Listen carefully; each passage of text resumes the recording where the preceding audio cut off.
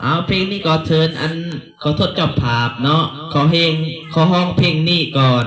แต่ว่ามวนก็โทษก็อภัยเด้อไอจังรถมาเนาะสวด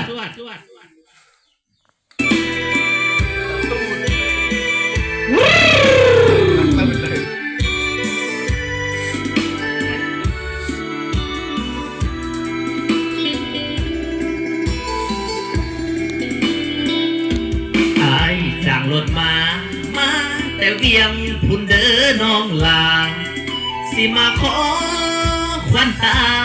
สาวโสภาแห่งเมืองสวรรค์เอาพ่อเอาแม่เอาเท่าแก่มาเป็นพยานแม่อยากได้ลูกไผ่สวรรค์คือสิดูคือสิมันออกเงินค่าดองสิมาขอสิมามันพอดพบานพูนสันหัวใส่อายไว้วันฮอดบักกะดี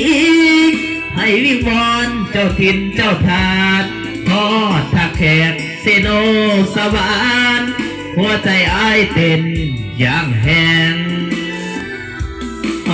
ผิวรถเมย์ยีดก็สาหน้าหึ่งบอกว่าแม่คนยืนน้องพร้อมเขาวิธีงานแต่งไอ้ไปหอดเถือนใจสะเทือนอย่างแหงเมื่อเห็นแม่แก้มแดงน้องคนแต่งพร้อมเขาพาขวัญเจ็บใจอย่างแหงเมารถเมล์ขึ้นบ้านกับนครเวียงจันทร์น้ำตาไหลใจสั่น